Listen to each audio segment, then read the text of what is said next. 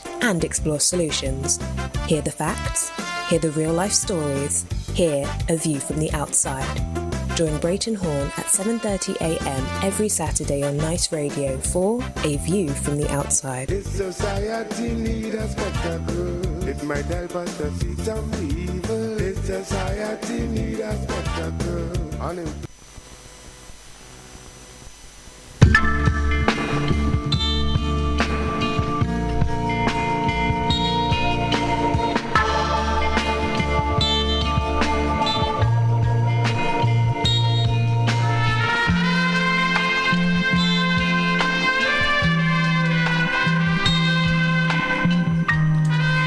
Got some 29 minutes to go before 8 o'clock, Saturday, March 18, 2017. As we say good morning to Brayton Horn. Good morning to you, sir. Good morning to you, Ferran Duffwell. How are you this morning? I'm doing good. Still, I'm struggling with a dry cough, but a whole lot of people are doing that here on St. Vincent and the Grenadines. But outside of that, I'm doing good. Great. Good morning to you and to all of St. Vincent and the Grenadines and to all listeners of Nice Radio everywhere. Did you have how was your National Heroes Day, Shila? Very successful, very successful. And I got to thank all the friends, the business associates, the night riders, the friends of the night riders. It was a very successful day. Wonderful. I just want to, at this time, from one of you from the outside, say, pay tribute to a great Caribbean son of the soil who has passed on. Sir Derek Walcott, who died yesterday. He passed away at the age of 87. He was, in fact, a great Caribbean man, a son of the soil from the island of St. Lucia. Actually, so Derek Walcott, sorry? Actually, that's my lead story on the news this morning, so you go right ahead. Yes, I'm sorry to preempt you, Randy, but so Derek Walcott was a prolific writer and a great poet. He was a Nobel Prize he won the Nobel Prize for Literature in 1992. And two of my most favorite quotes from him are, and I quote him, "Peel your own image from the mirror. Sit. Feast on your life." And the next one is, I quote, "We travel, we read, we become." One of you from the outside, Randy, we say, rest in peace. So Derek, rest in peace. Randy, the temperature in London at the moment is 14 degrees Celsius, which is approximately 57 degrees Fahrenheit.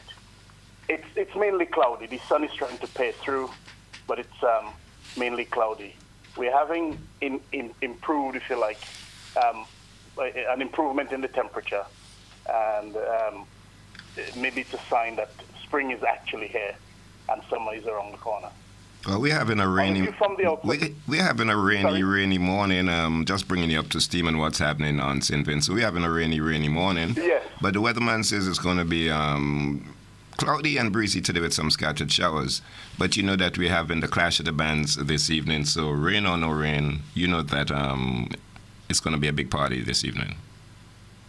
It is going to be a big party. I could imagine. I wish I was there.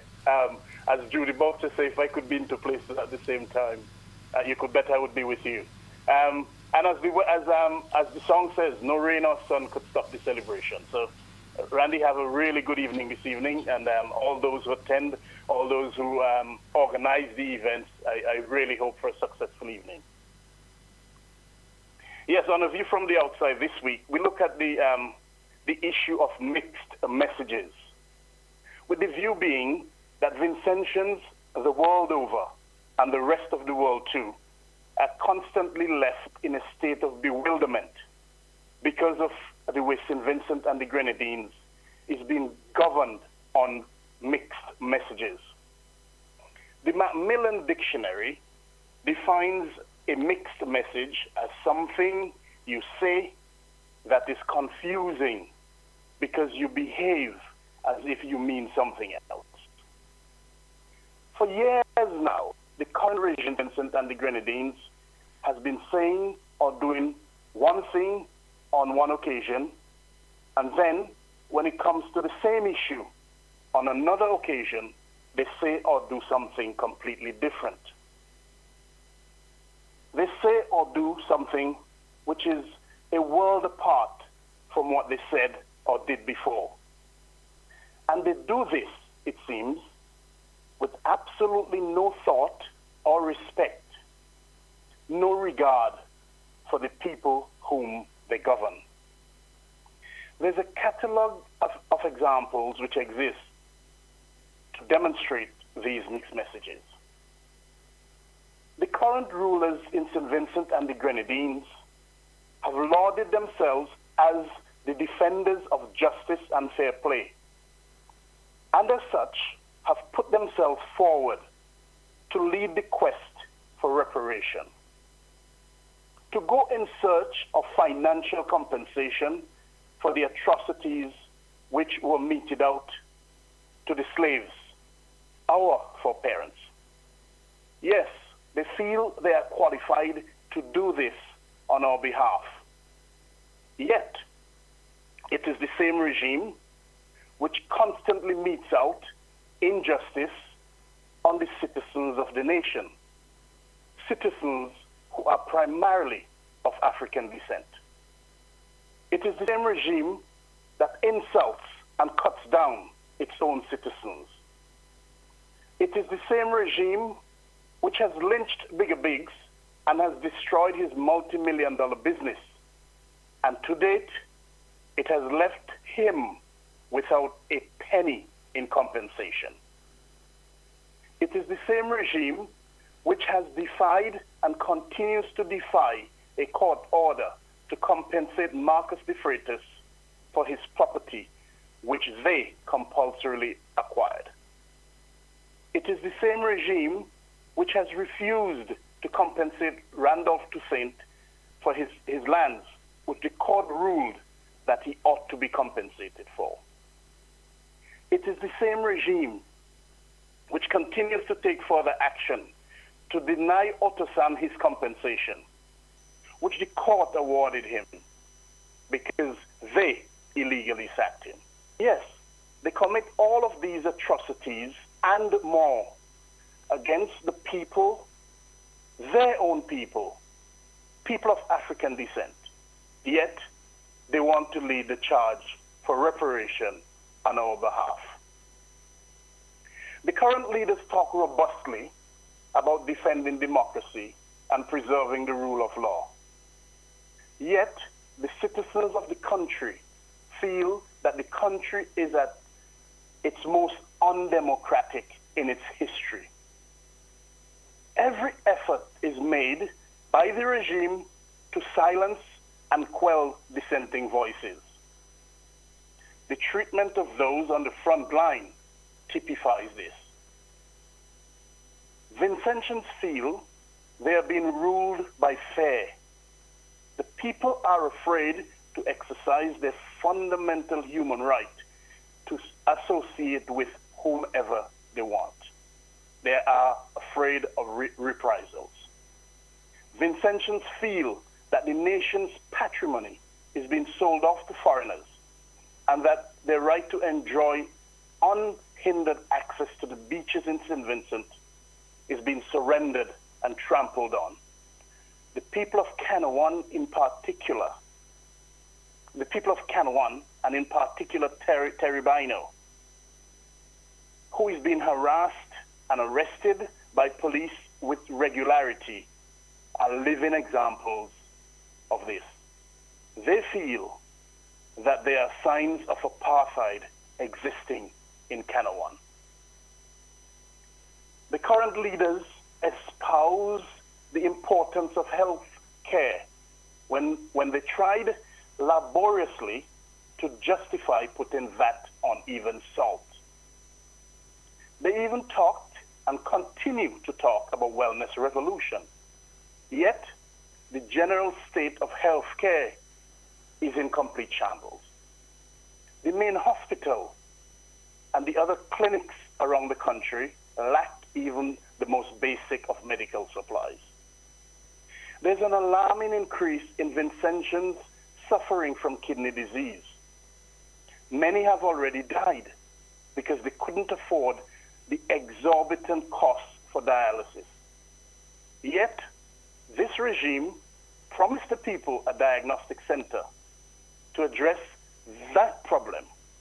And for over 10 years now, since construction began, it is not completed and delivered to the people. This regime says that the mentally ill are well cared for. Yet, for years now, they have failed to appoint even one psychiatrist to cater for the pressing needs of the hundreds of mentally ill patients. They have failed to do so, despite their many promises that they will. The poor continues, the current regime continues to say how much they care for all Vincentians and how much they love the poor. Yet, the evidence is clear of the nepotism which exists in the country. The evidence is clear that one group of people, and in particular members of one family, continue to soar. And they continue to be given the best opportunities, while the rest of the country are meant to just get by. The most recent and glaring example of the mixed messages displayed to the people of St. Vincent and the Grenadines and the world was on Tuesday, the 14th of March, 2017, National Heroes Day. On that day, it was unbelievable, the show of love and acceptance which was showered on the Garifuna, and especially those whose descendants continue to live in exile in Honduras, Belize, Guatemala, and Nicaragua, and other parts of the world too. Many wonder whether the words espoused were coming from the same person who just months before questioned the legitimacy of those same Garifuna acquiring citizenship, honorary citizenship that is, of the country of their forebears. Many wonder if those same Garifuna are no longer seen as coming to St. Vincent and the Grenadines to take away the houses and lands of the people. Many wonder if there is no longer a distinction between who is a Carib and who is a Garifuna, a distinction which was encouraged for division and for political expediency just before an election. Surely, the time has come for these mixed messages to end. They do no good for St. Vincent and the Grenadines. In fact, the mixed messages do more harm to tarnish the name of the country, to tarnish the name of St. Vincent and the Grenadines than anything else. Yes, the time has come for the insults, the lynching, and the abuse to end. The current regime needs to treat the citizens of St. Vincent and the Grenadines with the respect which is deserved and due. The call is now made to the entire regime and all of its members to act now, because to sin by silence when we should protest makes cowards out of men. George Orwell, the writer who gave us the books 1984 and Animal Farm, once said, if liberty means anything at all, it means the right to tell people they do not want to hear. On A View from the Outside, we say, no more mixed messages, please. Randy, until next week, this is Britton Horn, wishing you and all of St. Vincent and the Grenadines a very good evening this evening with the Clash of the Bands. And we remind our listeners to send feedback to A View from the Outside at hotmail.com. That's A View from the Outside at hotmail.com. Have a happy Saturday, have a very wonderful weekend, and have a fruitful week ahead. Thank you, Randy. Thanks as usual, Britton. You and the family have a great weekend. Thank you. Until all men are free everywhere. Do you hear? No man.